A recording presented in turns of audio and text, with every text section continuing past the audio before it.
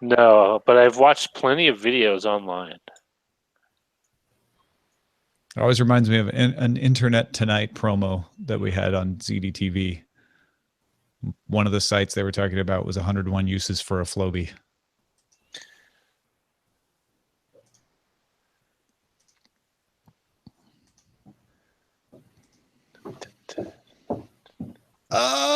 Monday. Oh, I need to be in chat. Need to be in chat. So, everyone, it's May 1st. Hope you're having a great day off, international workers. Happy Loyalty Day. What Loyalty Day? Doesn't matter. I don't recognize that day. I don't recognize Loyalty Day. It's also May Day. So you Morris dancers, hope you're having a good one.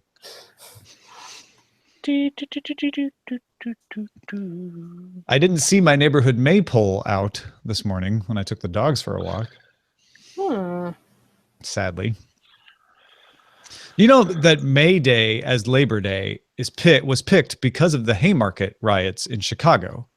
And it's also why President Garfield didn't put our Labor Day in May, because he didn't want it to be commemorating the Haymarket riots.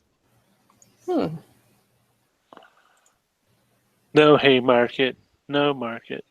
And yes, Garfield also said Labor Day should be on Monday because he hated Mondays. That's a cat joke. Come on.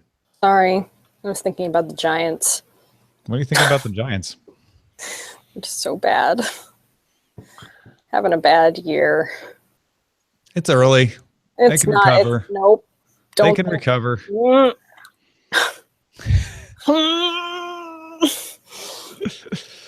The A's, back when I was a season ticket holder for the A's, would always suck until the end of May. Of course, this is like the year I'm a season ticket holder. Of course, this is the season. Oh, yeah. The one year I was a season ticket holder for the Giants, they were bad too. All right, it'll still be fun. Of course. I mean, I'm not a fair weather fan, obviously. I'm just like, frustrating. This is your first test. This is the true test. Since you've changed your allegiances. It's not the first. I mean, they've had not great. They've had not great years. Pretty good for the past 7 years or so. Last half. As G-Peg points out, though, it can get late early in baseball. Yeah. All right. You ready to do this? Worst team in the league. Let's just stop thinking about the Giants. Okay. Start thinking about maypole dancers. Okay. That'll cheer you up. Feeling better. All right. Here we go. Daily Tech News Show is powered by you. May 1st, it's not only International Workers' Day, but it's also the day we collect your Patreon contributions. So thanks to everybody for supporting us. Find out more at dailytechnewsshow.com/support. This is the Daily Tech News for Monday, May 1st, 2017. I'm Tom Merritt, not a Morris dancer. Joining me, Veronica Belmont, also not a Morris dancer. But we do respect your maypole traditions should you choose to celebrate them, right, Veronica? Yes, indeed. Also the day to make sure that your dogs are up to date on their heart guard and possibly their tick and flea medication. Oh, yes. I gave my dogs their Trifexis this morning, as a matter of fact. Odd side note, totally untech related. New dog Ray loves it. Ate it right up. Actually wanted to eat Sawyer's. Sawyer has always turned his nose up at it. It was like, ooh, no, I have to make him How is it served? It's served cold, like revenge. No, it's a chewable. It's a chewable thing. Bodega loves hers. Sawyer and Django both were like, that does not smell good. But Ray's like, yeah. It's a treat for Bodega. She's stoked when she gets her heart guard. No, that's good. Yeah. Well, we have got some stuff to talk about, including a way, at least in the United States, maybe this will come to other countries, to actually write an effective, at least somewhat effective message to your elected representative using a bot. That is Veronica's bot take today. But first, let's start with a few tech things you should know about. The Economic Times reports that Apple intends to sell iPhone SEs manufactured in India later this year through the Indian Apple online store. Apple plans to open physical stores in India over the next several years, but they've been working hard to assemble iPhones in India so they can meet the regulations that allow them to be a direct seller of their products in India. Oh, fascinating. That's going to open up a whole new huge market. Totally. Samsung, meanwhile, rolled out voice command support for Bixby on the Galaxy S8 in South Korea. No word on when voice command would roll out to other markets, however. You can, if you're not in South Korea, you can ask your S8 all day long when Bixby will get voice support, and it just won't answer you. It just won't tell you. It just won't pay any attention to you. Turkey started blocking all languages of Wikipedia on the morning of April 29th, citing a law that allows for blocking pages or entire sites to protect public order, national security, or the well-being of the public. Best guesses are it has to do with certain articles related to people they believe are responsible for the coup that was attempted in Turkey last year. But this is a continuing tradition in Turkey of blocking things on the internet. That's a big one, too. Yik Yak announced the social network will shut down over the coming weeks, and that Square has agreed to hire several employees. You don't have to block Yik Yak, Turkey, because it's gone. This is one that I kind of thought was going to have a shot at becoming something else, right? Like Snapchat was a goofy thing that, just sent disappearing messages and eventually evolved into this powerhouse that it is now. Yik Yak was this weird thing that let people like anonymously chat, mostly around college campuses. And I thought, I wonder where they will grow to. And apparently nowhere. Yeah, they had a huge user base, a very rabid user base, but I think they could tell that it was going nowhere good. The product itself worked as intended, but it's the way it was being used was pretty gnarly in a lot of places. So I guess they just couldn't figure out a way to pivot. Yeah, I don't mean to spend too much time on this, but now that I think about it, I wonder if in the mid-2000s, Yik Yak takes off. Because there was less worry about the negativity online than there is now. And in this day and age, Yik Yak was just abhorred for that. And people are way more sensitive to it and are less likely to use something because of it. Maybe. Yeah. We'll never know. Now here are some more top stories. Yahoo Finance published images of a forthcoming Fitbit watch, supposedly codenamed Project Higgs. That's what everybody says. Has a square face, physical buttons, and what looks like an elastic wristband. All probably sound familiar if you've seen the $150 Fitbit Blaze, which came out in early 2016, which also has a square face, physical buttons, and what looks like an elastic wristband. Sources tell The Verge that the new watch was designed entirely in-house, though, unlike the Blaze, which had a third-party designer that was contracted. So, Fitbit wants to get into the watch business, at least the sport watch business, the tracking, the fitness watch business. And so people are very eager to see what they come out with. This is interesting for me, too, because I stopped wearing my Fitbit because I got an Apple Watch. So I wonder, based on what kind of features and stuff it'll have included, if it would be a good Apple Watch replacement.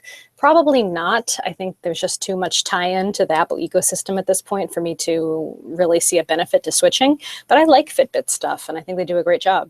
And The Verge has previously reported it's not going to have a lot of third-party app integrations either. So that's kind of a death knell for people choosing an Apple Watch for that. Right. Anyway. Also, these may not be the final photos of what it ends up looking like, but these leaked photos do not seem to be met with an appreciation of its style. Okay. Fair enough. Beijing-based Seven Invenson, a member of HTC's Vive X accelerator, is releasing an upgrade kit called A-Glass that adds eye tracking to the HTC Vive. A pair of eyepieces fit inside the headset and connect by USB, allowing eye tracking by infrared. There are 3 pairs of interchangeable lenses. A-Glass goes on sale in China next month for 1,500 RMB, that's about $220 US, and will ship internationally in Q3. Foveated rendering, here you come. Ooh. HTC Vive. That's the thing where it can tell where you're looking and it only renders that part of the image, thus allowing for a better image because it only has to render a certain part of it, not all of it all the time. That's part of what foveated rendering does. And there's a lot of technology out there trying to do this. This is another thing. Remember, the Vive had the wireless attachment that came out of its Vive X accelerator, and that is now becoming an HTC accessory. I think this accelerator program that HTC put together is looking in the early running like it will pay off with some fairly successful. Yeah, with some faster to market products. This is coming to internationally in Q3. I imagine if this was in an HTC lab, it wouldn't have moved out that fast. Yeah, potentially. I mean, it's kind of neat too, and I think that's cool that people working in the accelerator are able to see their products come to market so quickly, as you said. A-glass, though? I'm not saying anything. I didn't say so anything. close to glass hole. That's why with an A, I just wonder maybe internationally they could market it differently if it catches on. Yeah, they've got time. They've got time. And only a couple $100. That is a lot of money for an accessory, but when you put it next to the ridiculous prices of these headsets these days, percentage wise, I guess it's not that bad. And maybe that price will come down to. A 23-page document discovered by The Australian, that is not just a person, that is a news outlet in Australia, if you're not familiar with it, details how Facebook promotes advertising to teenagers, and it's caused quite a stir. According to The Australian and this document, which it has excerpted but has not published in whole, advertisers are told Facebook can identify, quote, moments when young people need a confidence boost. Facebook claims to be able to identify several emotional states, including worthless, insecure, silly, overwhelmed, and a failure. Facebook Australia issued an apology to The Australian and promised an investigation and disciplinary action. However, a later public statement from Facebook added that the document was intended to help marketers understand how people express themselves on Facebook, and that Facebook does not offer tools to target people based on their emotional state. Well, I mean, yeah, maybe not to marketers. We know that Facebook is already kind of using this to look for people who may be suicidal or on the brink of self-harm in some way. So we know that they do have this technology internally. I don't really know why they apologized. I guess because it just looked bad. Like, why were they apologizing to The Australian? They say that, they issued an apology to The Australian for The Australian to quote their story saying, hey, this does not meet our research standards. This is not how we're supposed to be doing things. But then they came back. It's like they apologized first and then came back and was like, hold on. That also isn't what we do. That's not what this is saying. We don't target teenagers with ads based on their emotion. But let's walk this through. Facebook can identify your emotion, right? As you've said, Facebook in this document identifies the emotions that it can identify. It may not be saying you can buy an ad targeted toward them, but it is saying we can tell when someone feels worthless, when they feel a lack of confidence, when they feel like they want to improve their looks based on their posts. I don't know if this is bad. Is this bad? Well, and that's where I don't know if I feel like this is bad. It is definitely one of those things where how you use it is important. Yes. And especially this being cast as teens who are particularly vulnerable. We all are particularly vulnerable as teenagers. That requires some extra responsibility. This is still in the legal age limit. It's above 13 in the US, it's above 14 in Australia, but you're talking about most of teenagers. You can have a Facebook account, can have advertising targeted at them. With proper guidelines, could it ever be okay to target teens with emotional ads that say, hey, if you're feeling worthless, the good side, that's the thing, right? The good side of it would be to target them with public service messages, right? It's like, hey, here's an outreach campaign, like you say, suicide prevention, things like that, positive messages. And if you're a company that, let's say you sell psychological services, is that a thing that would be okay? Like, where is the line? And then let's take the teen side out of it, because I think that's what really gets people, especially parents, upset. It was like, I don't want people manipulating my teens and making them feel worthless or making them feel like if they buy things, that'll somehow make them feel better. What about us? If we're feeling like, hey, you know what? I wish I looked a little better. Is it bad to have products that help you look better marketed to you?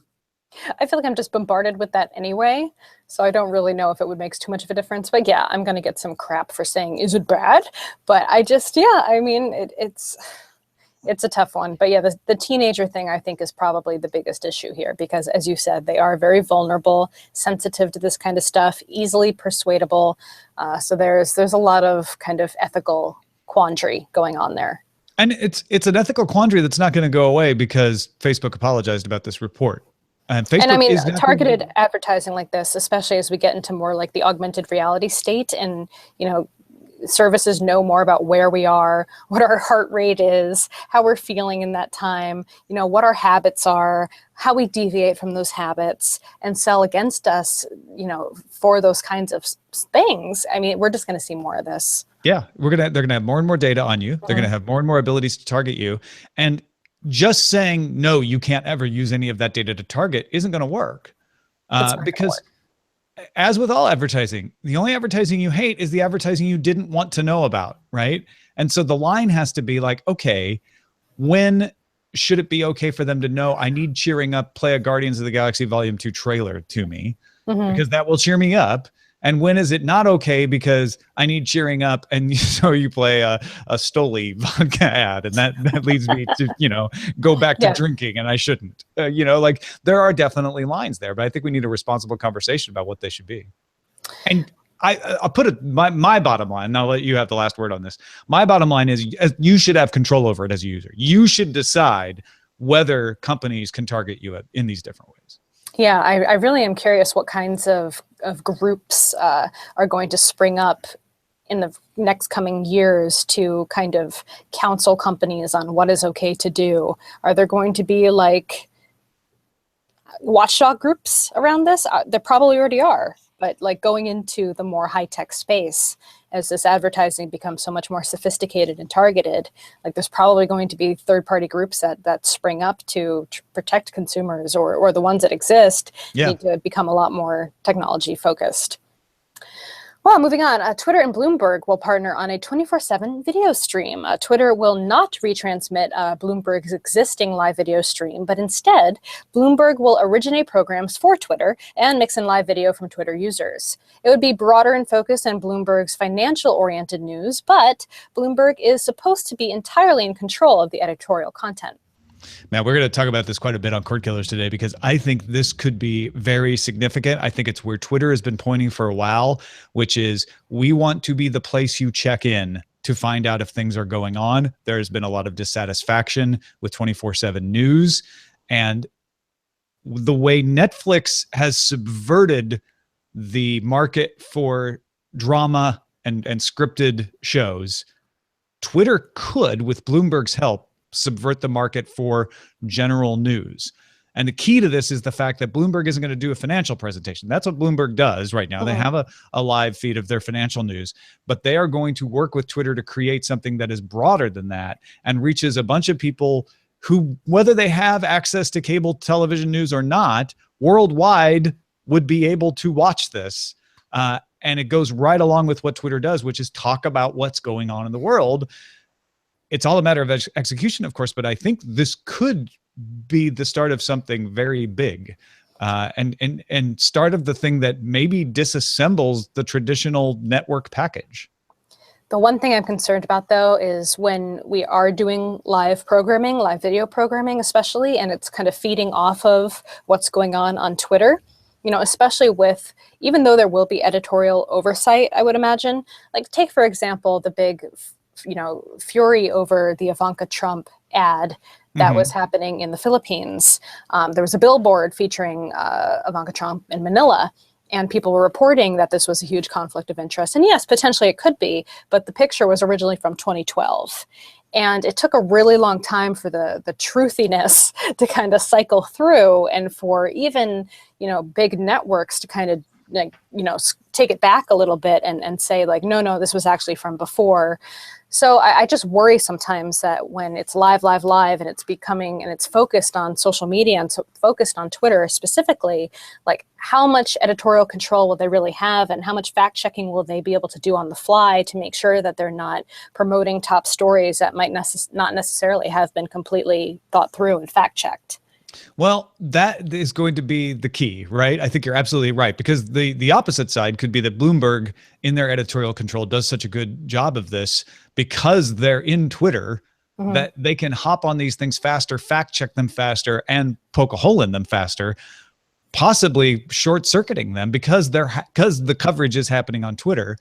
Also, one of the reasons that these 24/7 newscasts are so quick with stories is they want to beat the other guy. It may be because this is on Twitter where they're like, we don't need to beat CNN or Fox News or MSNBC. We just need to be good. they may not suffer the same pressure. I may be totally wrong about that, but it's a different playground. So I think it's fascinating to watch. Yeah.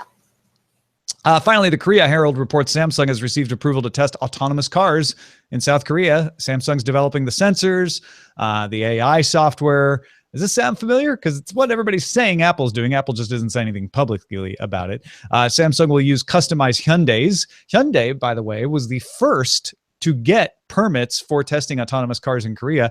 And you may not realize it, but there's 20 permits now have been issued in Korea. The Samsung is certainly far from the first. There's a lot of people trying this. Wow. That's awesome. Yeah. So go ahead, make your Note 7 jokes in your own head. And then let's move past that. Okay. And know that Samsung is diversified. You know, even if it's just Korea, they could capture a part of this market by cooperating with Hyundai on this. And I think we have a more competitive marketplace for autonomous cars right now than we have in many other sectors of technology, like phone operating systems, for instance. Yeah.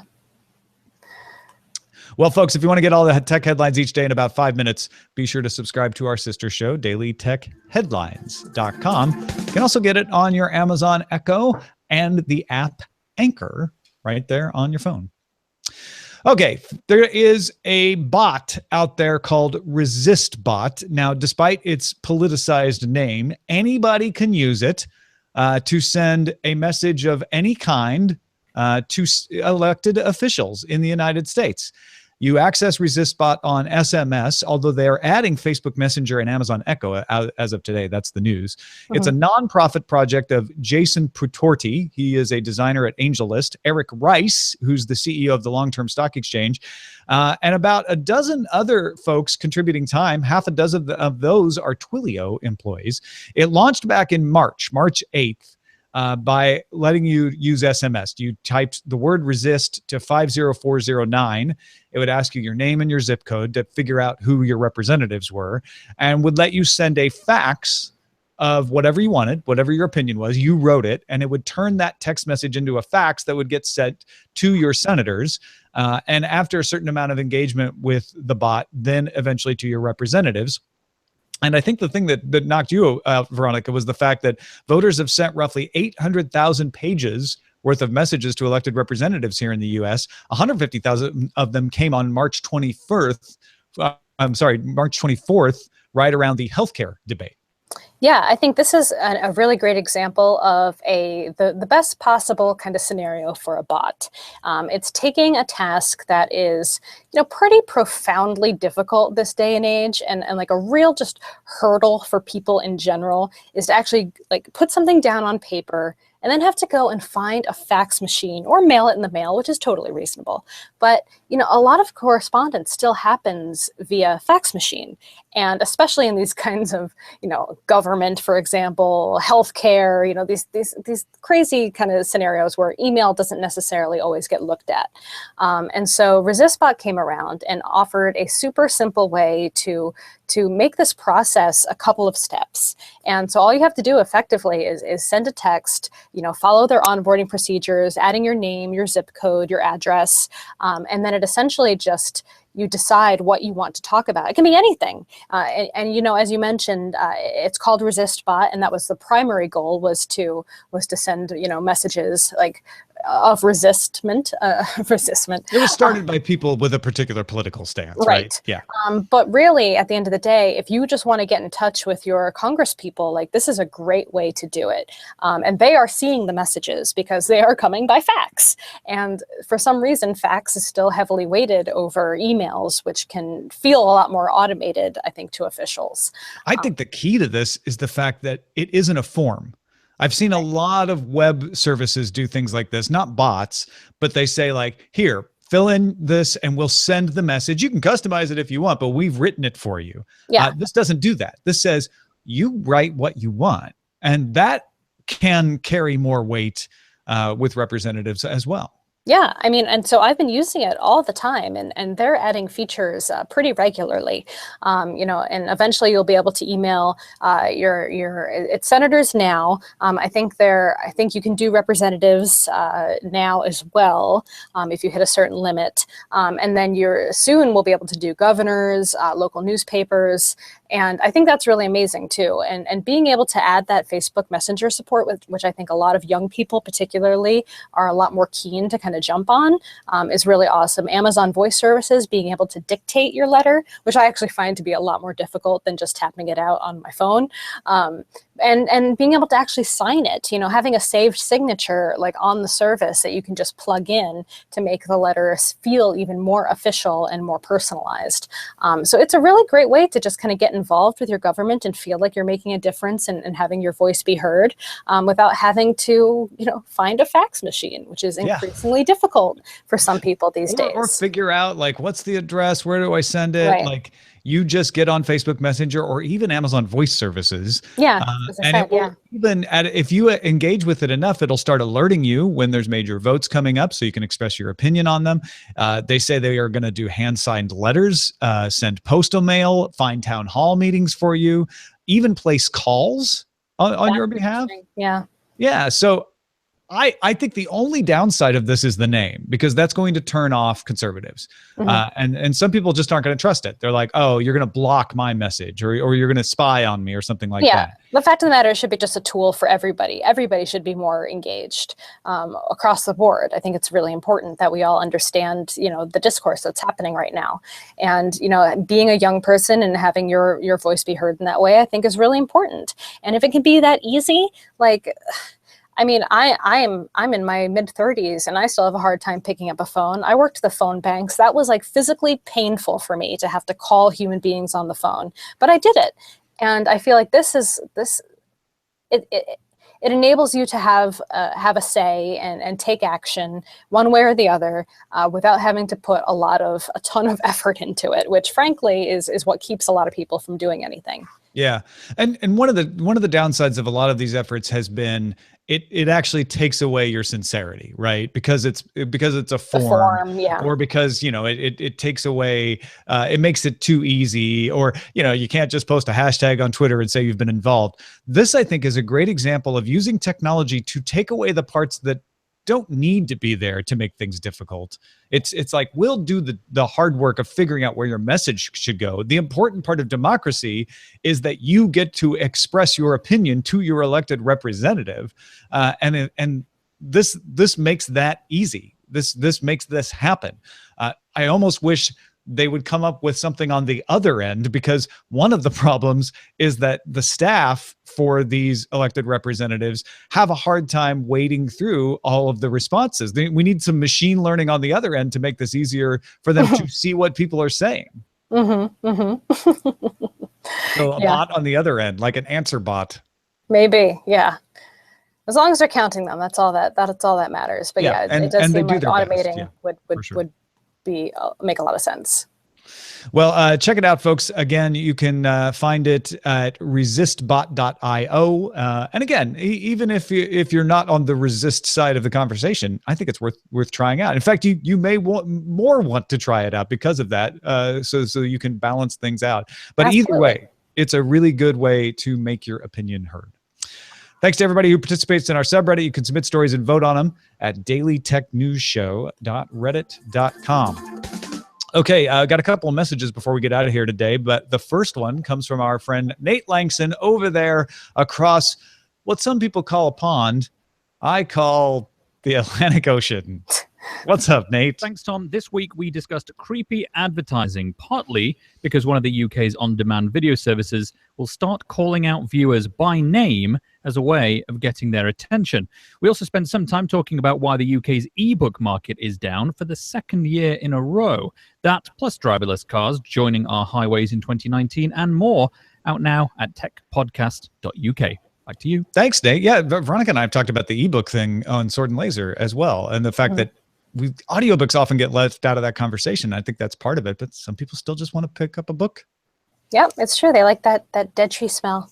Millennials. I offend so many people whenever I say that. I just the do it dead tree to smell. rankle people. Oh, stop killing the trees. But you know what? These kids these days who are absorbed in their phones also like to sit and read a paper book while listening to a vinyl record. Isn't Old that school. weird? Yeah. Also, that Channel 4 thing about ads that will speak your name, they're going to do it for Alien Covenant ads. And it will say, run, Veronica. Oh, I'm good. I'm good. Go check it out, folks. Listen to what Nate and Ian have to say. It's good stuff. techpodcast.uk. You can send your picks to us, feedback at dailytechnewsshow.com. Message of the day comes from David, who wrote in reference to our Friday show discussing Google phone support timeline, the Google operating system, Android operating system. David says, I'd like to add, if they think I'm going to spend $700+ every 2 to 3 years and get a new Pixel phone, they are crazy. I bought this phone at a premium and expect to have an extended premium service longer than I would get with a $200 to $300 phone. Granted, technology changes, as does the phone hardware, but 2 and 3 years for updates and security is just wrong. Google sold phones need to be 6 years for security and 4 years on updates. If not that, then why pay for a premium phone? Now, one minor adjustment here. It's 2 to 3 years from the end of the sale of the phone. For the operating system and security updates. But even then, I think David is right that a lot of people don't like that idea. I wonder, Veronica, how many people who say, I'm not going to buy a new phone every 2 to 3 years still end up buying a phone every 2 to 3 years? I think a fair amount. Yeah. And that's the problem. Because then Google could say, like, well, we don't really need to support it. It's not that many people. Mm-hmm. And real quickly, a correction. Anthony wrote in, thank you, Anthony, to point out that on show 3019, except we haven't done, have we done 3019? What? Hold on. My episode numbers are wrong in the doc here. Oh, are they? 3019 was Friday. Oh. Yeah. So pay no attention to the doc number. That is incorrect. On show 3019 on Friday, Tom said most of Amazon's revenue these days is coming from Amazon Web Services. That is incorrect. I meant to say profit. The story from Recode that we were looking at said Amazon's profit. Most of their profit comes from Amazon Web Service. So apologies for the confusion there. I hope it didn't confuse too many people. But we're just talking about the fact that AWS is their most profitable sector. Thank you, Anthony. And thank you, Veronica Belmont. You are not Patrick Beja, as it says here. You are Veronica Belmont. And we're glad to have you and the Bot News, as always. Where can folks find more of what you got going on? You can head over to botzine.org and subscribe to my newsletter, Botzine. Also check out Botmakers and botwiki.org. And if you want a cool tool for your Slack instance, download Growbot at growbot.io. Help track your team recognition and all the cool stuff that happens in your day-to-day workspace. So anybody with a Slack could do that, huh? Anyone with Slack or Microsoft Teams. Oh, nice. Oh, Microsoft Teams too. Yes. Look, you're expanding. That's very cool. Well, thank you, Veronica. And thanks to everybody who gives a little value back to this show for the value they get. We have all kinds of ways to do it. I'm going to especially thank Jesse Willis, Carlos Anzola, and Chelsea Flowers, who all support the show directly on PayPal. You can find out more about that at dailytechnewsshow.com/support.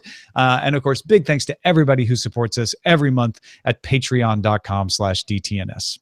Our email address is feedback@dailytechnewsshow.com. We're live Monday through Friday, 4:30 p.m. Eastern, 20:30 UTC at alphageekradio.com and diamondclub.tv. And we're at facebook.com/dailytechnewsshow. Of course, our website, dailytechnewsshow.com. Tomorrow, we'll be back with Patrick Beja. Talk to you then. This show is part of the Frog Pants Network. Get more at frogpants.com. Diamond Club hopes you have enjoyed this program.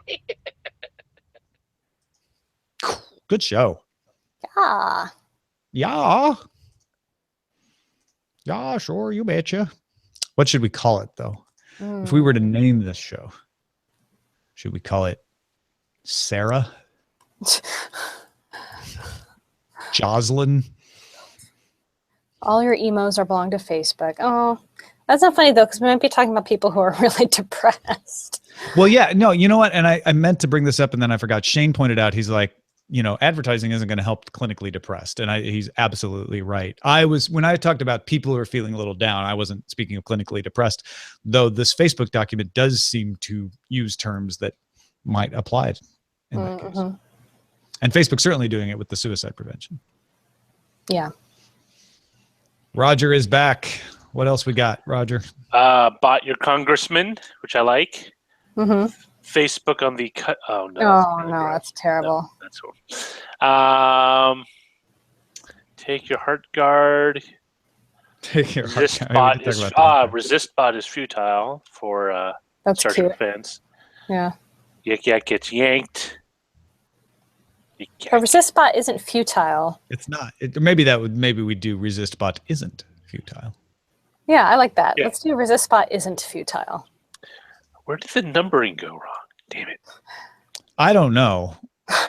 Nobody knows. It seems to happen all the time, and it's one or the other of us. And I'm not pointing fingers when I say this, except it back at me. Occasionally, just repeats the same number twice. Because whenever it's off, I go back, and that's usually what it was. Let me see. Data 310, 417. Resistbot is futile. Isn't futile. Isn't futile. Your message will be assimilated by the congressperson and inform their position as your elected representative. It's not really a Borg voice, though. Not really.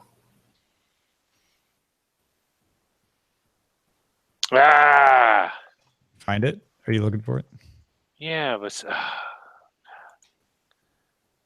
I don't know what happened here. Yeah, I know what happened. It happened. It was me somehow. Well, I don't know how. But But I know I've done it before too. So you're only human, Roger. Or are you? Or are you?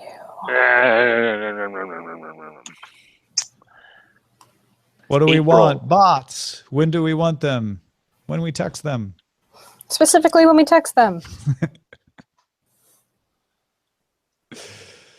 Okay. We've We've got a Chris Christensen Tech and Travel Minute on the audio version of the show today. You're not mistaken for Chris Christopherson. Yes, we do not have a Chris Christopherson Tech and Travel Minute. Although, That I'll would be honest, cool, I guess. it'd be kind of cool, especially if It'd you be really tied cool in. if Chris Christensen could get Chris Christopherson to be a guest on Tech and Travel Minute. And then he could tie in Convoy. Convoy. That was Chris Christopherson? Wasn't it? I think it was. He was the rubber duck or whatever. Oh, yeah, I know the song. I just didn't realize that was Chris Christopherson. I'm not singing it, but in the movie. Oh, gotcha. Okay.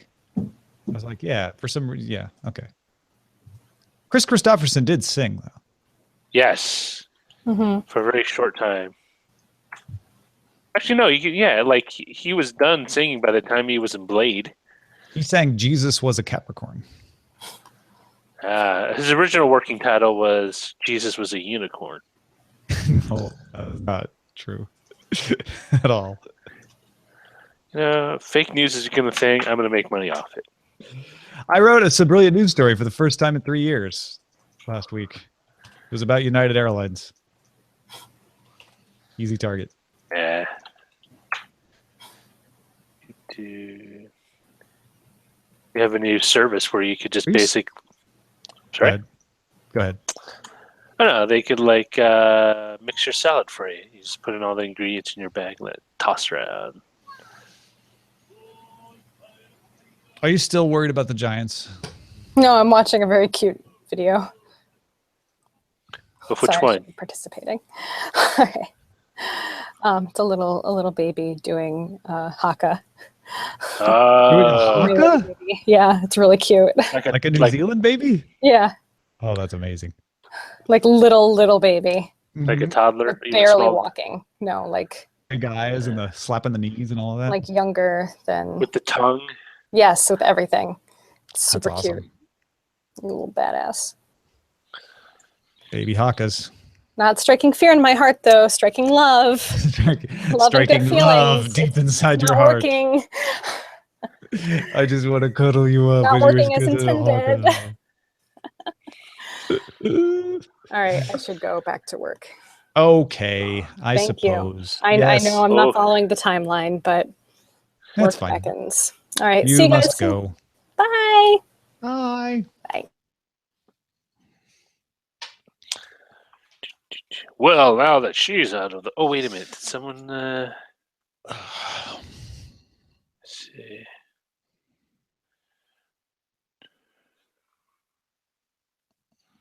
Christopher Cross. Someone brought Christopher Cross in the chair.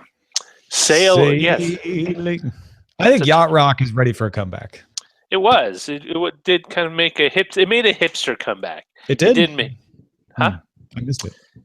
It was in the late 2000s. The late aughts. Like there were like yacht rock versions of Anthrax songs. Was it Anthrax? Run for the Hills? Run for the hills. Yacht rock version. Run for your life. That is not yacht rock. No, it was done in a yacht rock style. I see. Let me see if I can find the... Are you watching Doctor Who this season? Yes, I finally bought the Who's He What's It. Are you watching the current season though? Yes. Did you see the one Zoe Brings Bacon wants to know? Did you see the one last week? I am only up to the planet with the little miniature robots and the little. That's the one from last week. Okay. Not the one from this weekend, but the one from last week. Yes, yeah. Zoe says maybe Facebook had something to do with that episode. Did they? I don't know. Would explain a lot. I was kind of annoyed. I liked it where it was going, but I was like, really? At the end? That's like kind of like That kind of bugged me. Oh, you have to deal with it. It's like, really? That's your answer? I don't want to get too hard to it. I'm thinking this season is much better than the past couple seasons. Previous Capaldi season, yes, but to be honest, in my opinion, that's not a very high bar. You're probably right. I liked the emoji episode, and I really liked the one this weekend, which you haven't seen yet. I have not seen. I wanted to like the first one. The thing is like the first one was like felt the same way as the second one. It was like going somewhere, but the payoff just didn't happen for me. It's like that's it, really. It's like it felt the payoff in both. I really like Bill too. I think they've done a great job with her.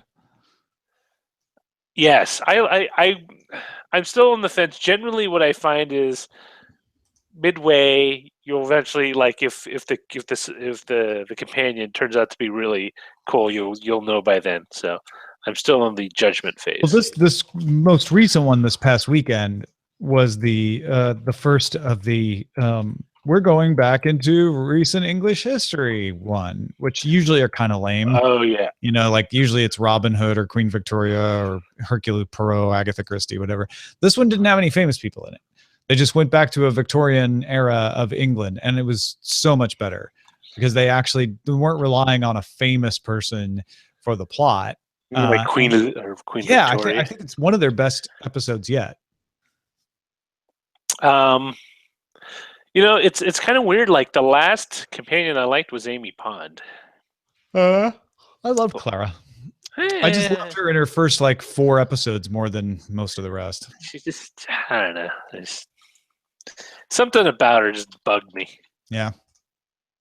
And again, my favorite companion still has to be Donna, because there's something. God. Yeah, there's just don't like Donna. How you don't? I know, and I people can rightfully throw tomatoes at me, but she's fine. I don't hate her. She's one of my least favorites. I like her because her storyline ends up really compelling, but I liked Martha Jones, which most people hate. So I probably just have horrible taste. I like the fact that Donna is just really like back at you, like, you know. Well, that's one of the things that I think is I thought Donna was too much that way. Whereas I think Bill is a little bit more like less accepting of everything the doctor says, but in a more believable way for me. I can buy that. I think that's part of what I like about her is that Mhm. I liked Amy Pond in so much that Amy Pond had Rory, and Rory Yeah. was along. It wasn't like Mickey with Rose where he just kind of Mickey was fell an off. add-on, yeah. Yeah, he just fell off. He was there at the beginning, and then he disappeared. Then he came back in the middle, and disappeared. They just And sort then of put him in when they felt they needed yeah, him, but he wasn't a very consistently Ace. developed character. Swamp Rat in the chat room mentioned he liked Ace, and I liked Ace too because she was very badassy. She was very much let me pull out the baseball bat or Well, the that's 1990. classic. That's classic. Yeah. Is that can you classic? I guess you can. That was doctor. That was the eighth Doctor, right? No. Not Pertwee. It was what's his name from The Hobbit? He played one of the. He played the. Yeah. Okay, I'm really bad with names. Just really bad with names. Not good. I used to have all of these like at the tip of my tongue. Oh no, not the eighth. Eighth was Paul McGann. You mean the seventh? Yeah, Smith. No, Smith. Sylvester McCoy. That's it. Something like that. McCoy. That was to me. For me like the most up until the reboot, the most up to date Doctor Who series because everything felt not so cheapish, like Mhm. the set pieces and the props. Like Well, the it's the previous, last series they did, so that makes sense. yeah, and then McGann, that was just a special. Yeah. What are you gonna do? What are you One gonna off. All right. Well, I think I've successfully not screwed up. I say that every time, then I find out something. But no, I think this is right. do? Yeah.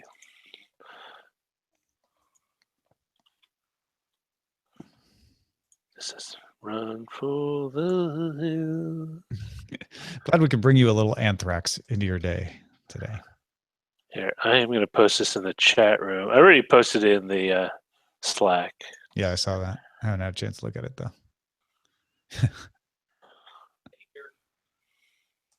Okay. Whew. So we're all good. Anything else that we need to tell folks about? I don't think so. No, not that I'm aware of. Thanks everybody for supporting us. For sure, it's extra special on the first of every month when this happens. So, you guys rock. Thank you. Microsoft EDU event tomorrow. That's probably one of the things we'll be talking about with Patrick Beja, unless they just don't announce anything worthwhile. But I'm pretty sure they will. So we will see you tomorrow. Goodbye.